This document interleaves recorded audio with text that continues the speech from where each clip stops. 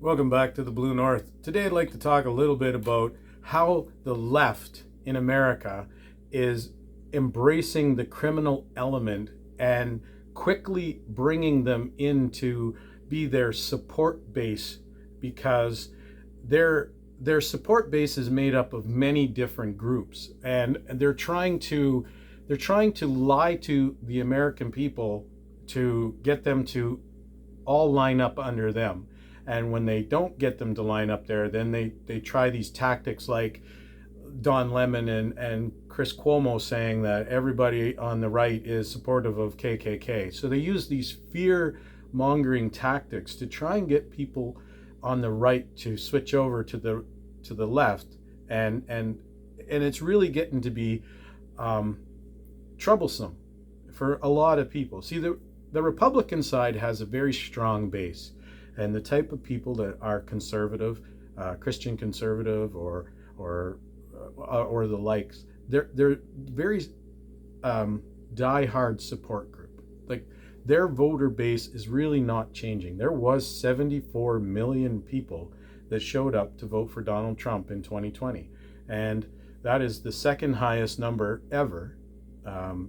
Whereas Joe Biden's, well, can't even talk about whether or not you believe there are 80 million people that showed up to vote for him, because the mainstream media and your social media giants have made it where if you mention that, and if you mention that there was irregularities, they'll silence your video.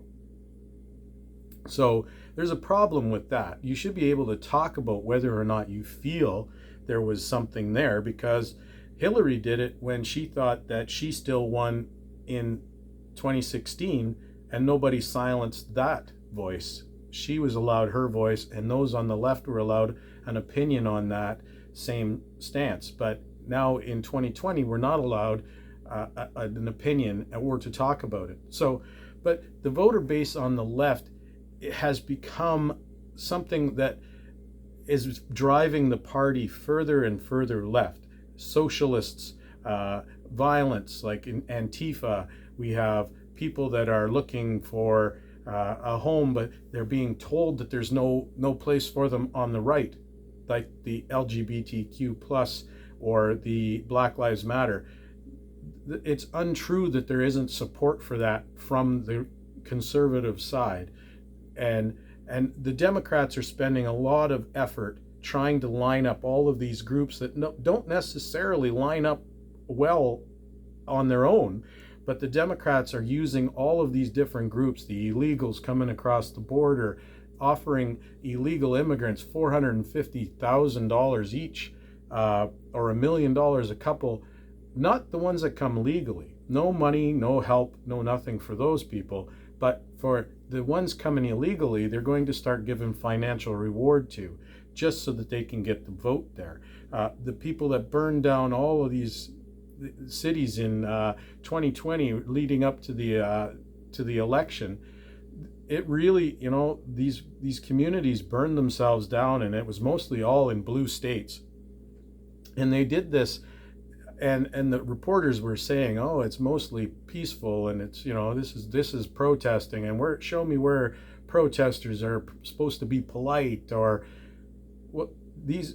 And then Kamala Harris setting up on her Twitter a link so that you could pay for bail to get looters and rioters out of jail.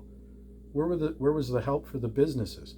Where's the help for the people coming to the United States legally? Where are they getting $450,000 or $1 million a couple to set up and start their new life? They're not, because they're already here and they're already voters.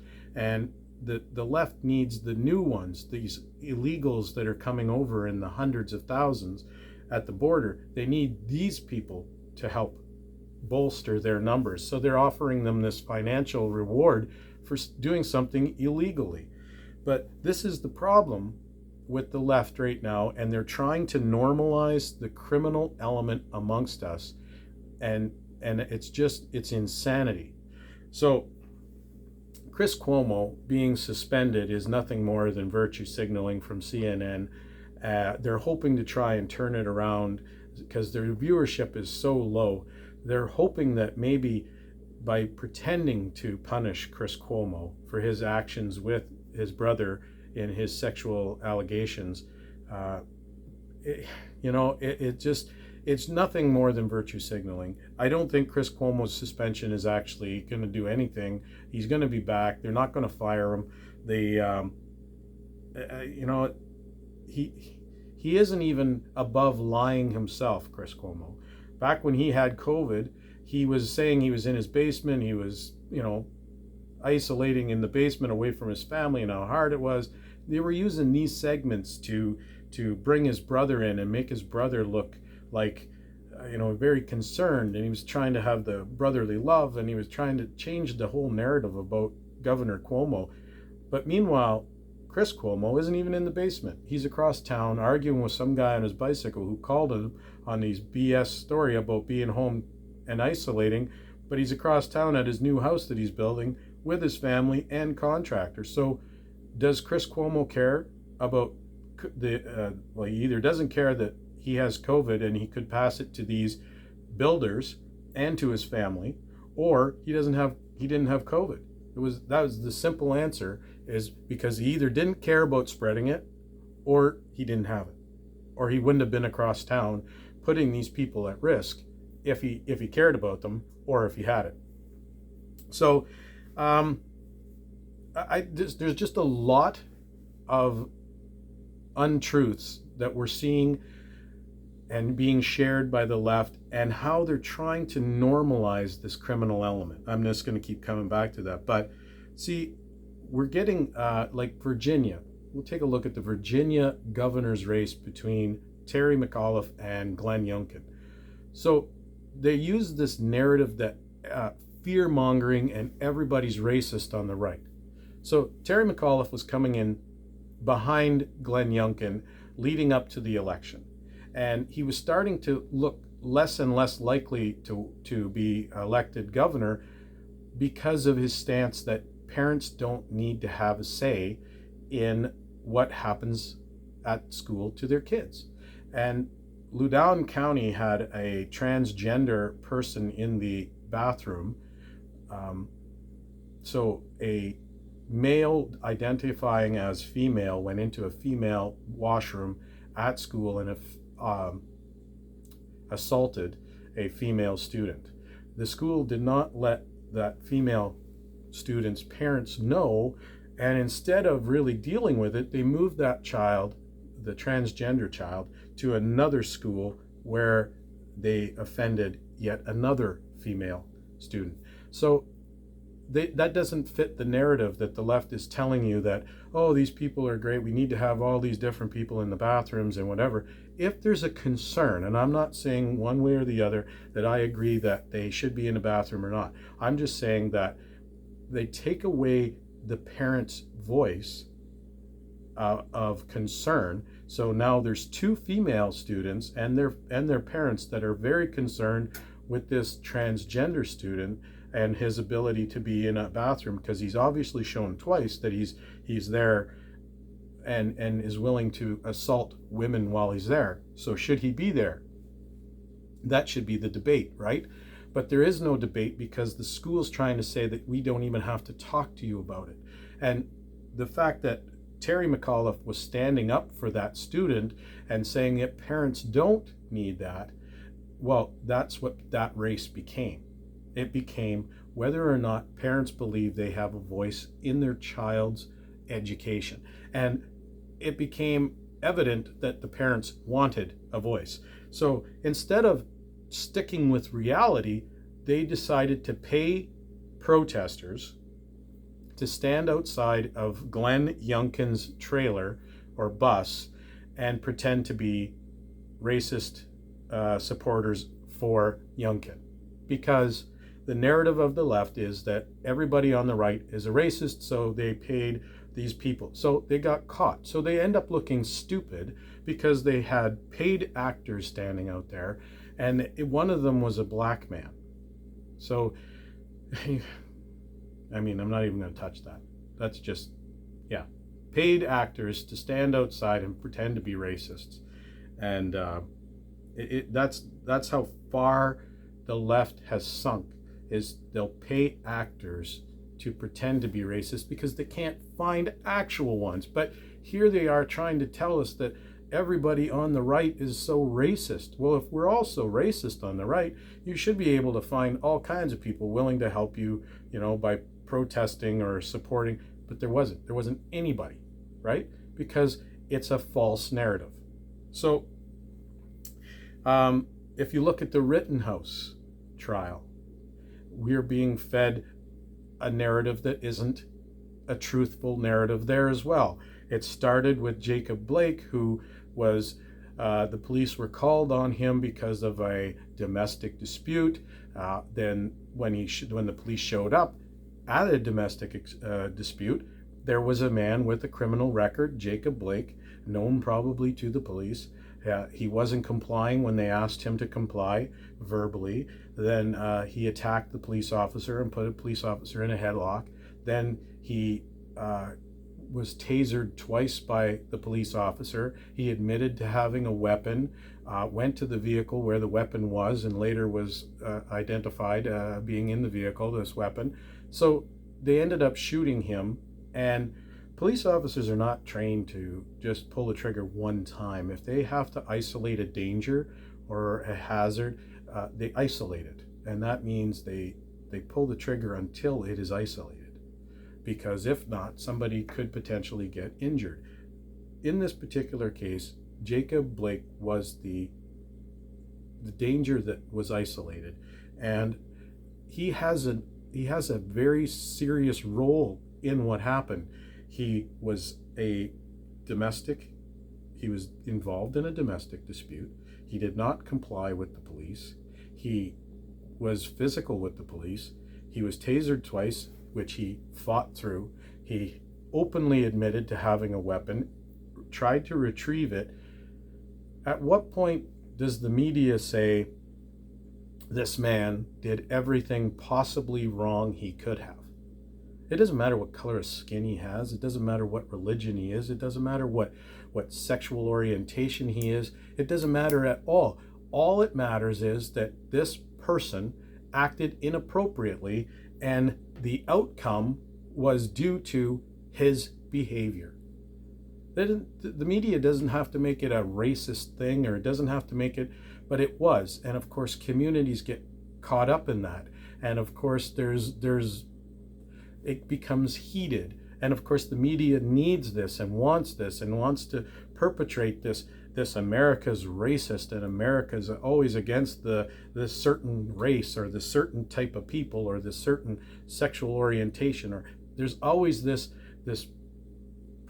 perpetrating going on. And it's sad that that's what the media spends so much time and energy on.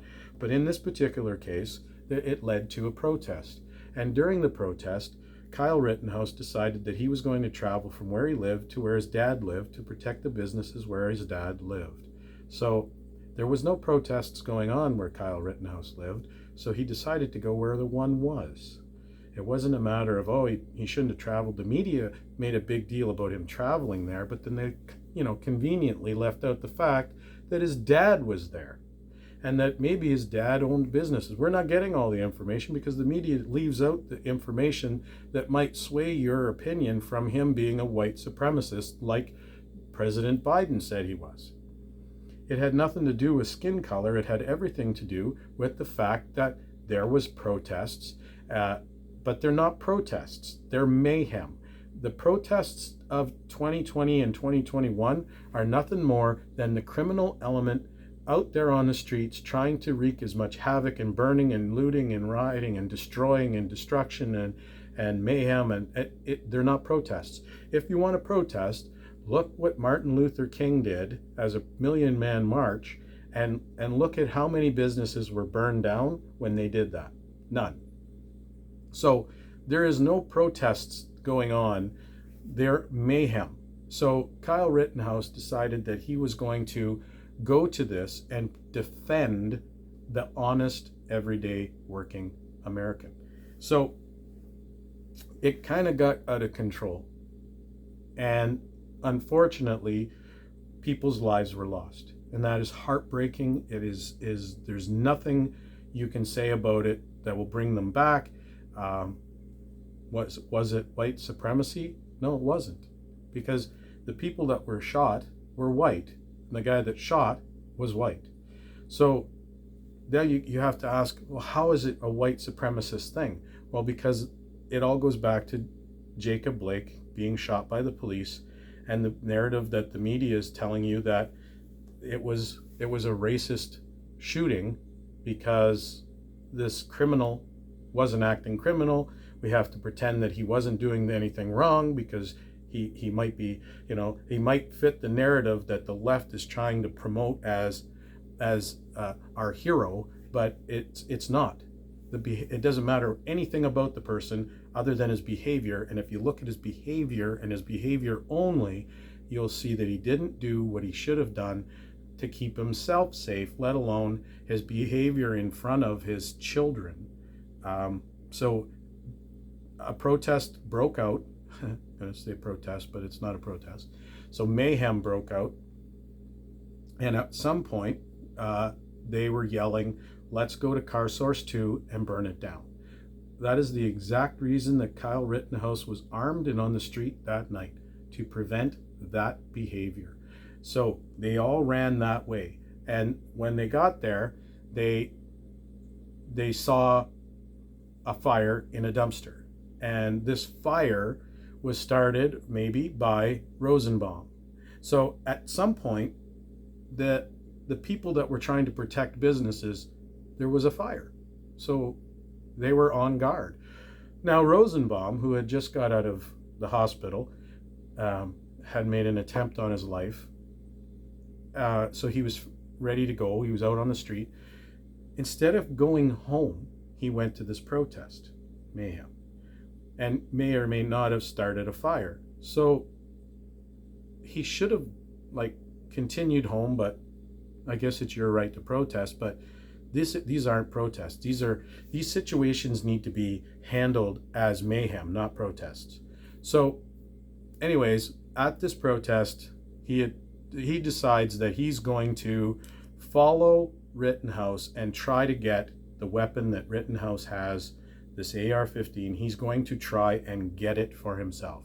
The video from the Car Source 2 shows him following Rittenhouse, and at one point he reaches out with two hands, eyewitnesses have said, and Rittenhouse shoots him, feeling that he is in danger.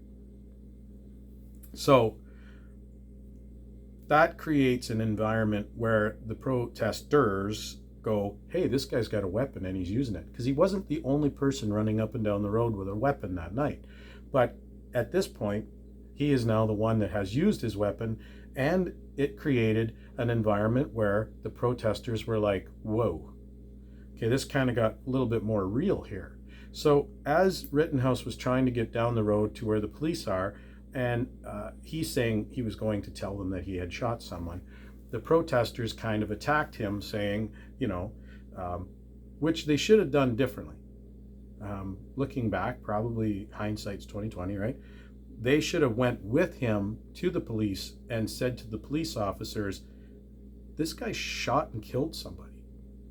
He's just not carrying a gun, he's using it. But they didn't. They decided to attack the armed man. And there was a man kicked Rittenhouse in the chest. He went down. Then while he was on the ground, Huber hit him with his skateboard. And then at one point, Huber tried to grab the gun that Rittenhouse was holding. Now, Rittenhouse was on his back with his two legs in the air, one arm stretched out one way and the other arm holding the gun. And Huber swipes the gun, tries to swipe the gun. And at some point, the two of them are running Huber's running in one direction and Rittenhouse is laying on his back. And between them, the gun is a solid. So it comes to the point where they're both fighting for the same weapon. And one of those two has the trigger.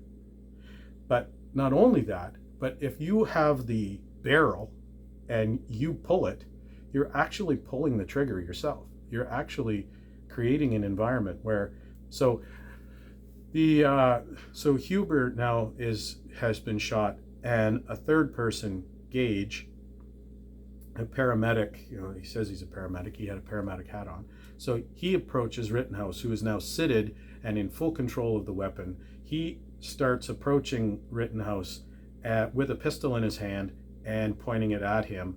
And this is at the point where Rittenhouse unloads on Gage and removes his bicep on his right hand, or right arm. So whether or not it was self-defense or not, these situations, it went to trial. The jury, a jury of his peers, found him innocent, said yes, these three situations were self-defense. So whether or not you believe it or not, whether or not you think that it was, he went through the trial. He did everything he did everything he had to clear his name, and the jury found him innocent. So the fact that the White House, that President Biden said, get out there and protest that's the very problem in the first place, is that the White House is really, and the Democrats are feeding this false narrative. Like, they should have addressed the behavior that Jacob Blake presented. They should have identified that the protests are not protests, that they're mayhem, and they need to stop. They need to stop saying, get out and protest, like they did with the George Floyd case, like they did with the Rittenhouse case. And they have to stop saying that everything is a white supremacist situation, because it has nothing to do with that. The protests are what has to do with. The false narrative is what it has to do with. And the fact that one side is lying and the other side is fed up. So these are some of the things that are going on, and the left just keeps trying to bring everybody in, and the fact that they're trying to make heroes out of all these people that were involved in the Rittenhouse case. Well, they were all criminals. Like, the three that were shot had a criminal, they have a criminal history. The person that kicked him in the chest had a criminal history. You can't just make people that are, you're trying to say that these criminals are, they're heroes. No, they're not. They shouldn't have been out on the street in the first place. The reason that they were out on the street is because they have a criminal history, and they have a history of acting this way.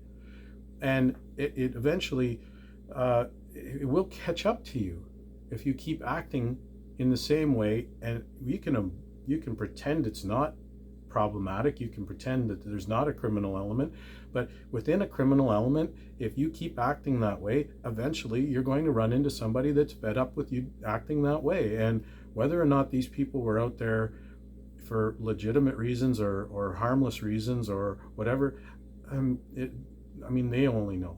But I'm just saying that the left is trying to normalize that kind of behavior, and they're trying to demonize anybody that's on the right. In this case, Rittenhouse, should he have been out there on the street with an AR-15 running up and down the road? I think it's a bit much. I don't think that he should have been out there with such a weapon. But when you're fed up and you're being totally misled by your media and by the party involved, like the Democrats, they're in power, you're being listed as a white supremacist, it's kind of, we've reached a boiling point. One side's fed right up, and the other side is so misinformed that they don't know up from down. So they love to turn a blind eye on domestic disputes and domestic violence, as long as it's in their favor. Because when Kavanaugh was going through his trial at the Senate, and when Blasey Ford had him in front of the Senate, and they were trying to figure out whether or not he should be elected to the Supreme Court, Keith Ellison, a Democrat, was going through the exact same thing. But there was no paid protesters in the street. There was no paid professional signs given to these protesters. There was no Hollywood celebrity like Alyssa Milano in the stands, in the audience of the Senate. There was no TV coverage. There was no relentless coverage of it. There was no name calling. He was a rapist. He was guilty before he was even proven innocent or anything. So why is it that Biden and his accuser, Tara Reid, never got any playtime. Keith Ellison never got any playtime. How come Cuomo had such a hard time? They didn't want to call him on his behavior for such a long time. They turn a blind eye when it fits their narrative, because they try so desperately to make the other side look like the bad guy all the time, that when one of their own, they just forget about it and try to sweep it under the rug. Well, it worked. Ellison never faced anything. Biden never faced anything. Cuomo's facing a little bit. So we'll see how it goes. Did Clinton face a lot of scrutiny for his? He paid people. That's guilt. When you pay them, you're admitting that you've done something wrong, that you have to give them financial reward for that.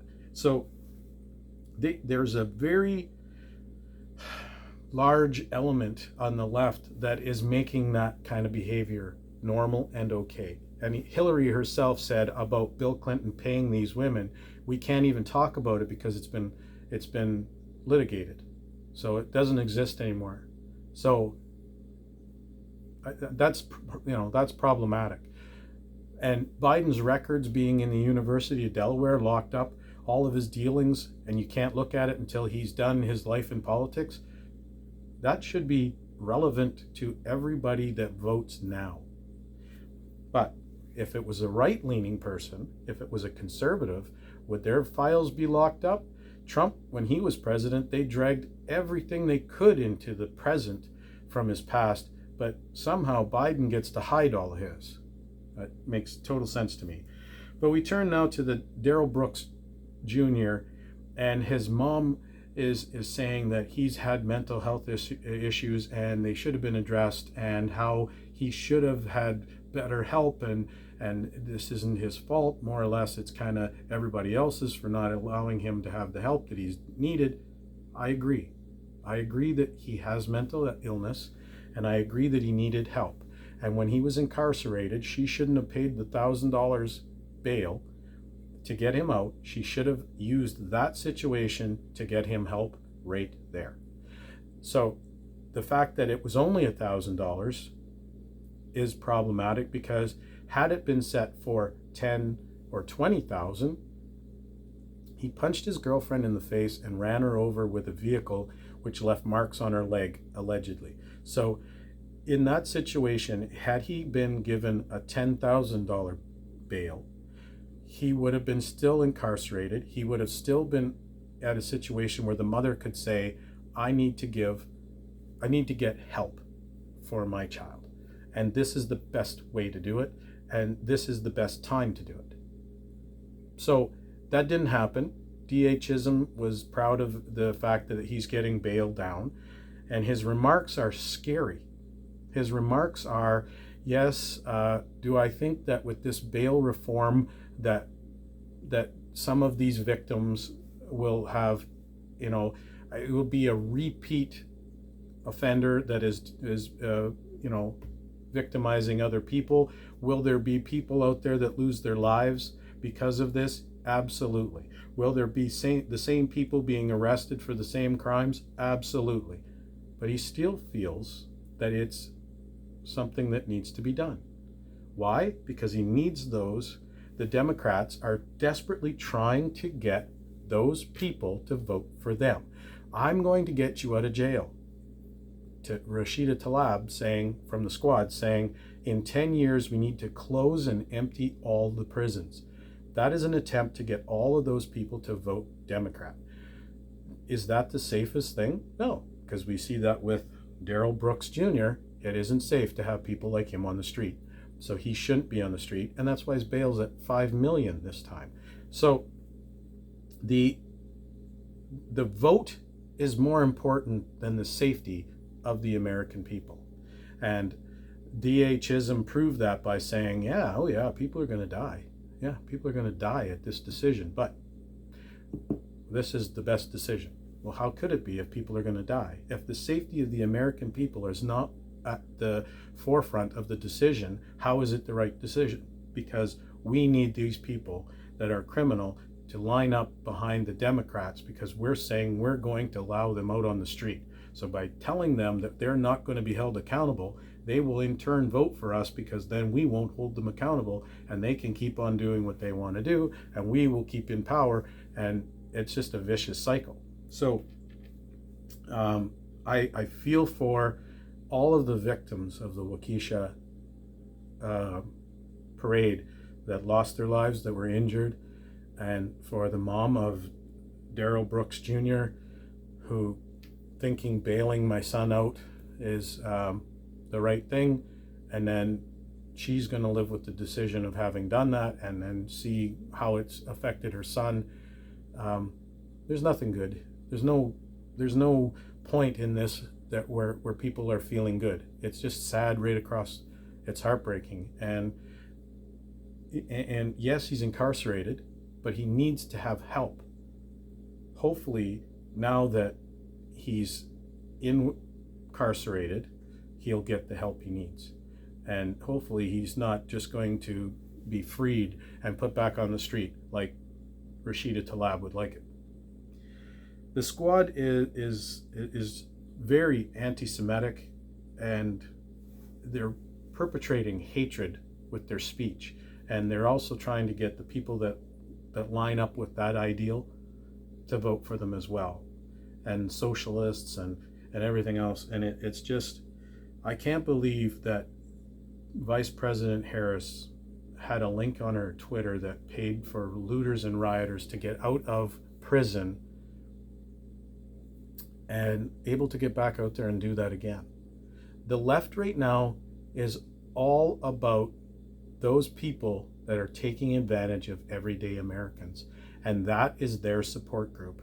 And it's terrifying that this is the group that they have decided that they are going to seek out and protect and help and build up and use to stay in power, to combat the people that are conservative, Christian valued, right-leaning people.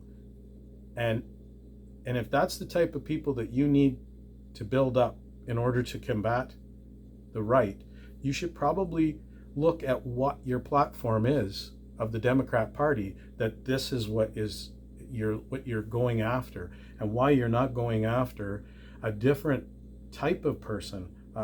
Like, this is not what the Democrat Party has stood for in the past, and only the people involved now can change the movement, the going further and further left, and incorporating more and more of these type of people, and creating this support group of absolute mayhem, and trying to pass it off as normal.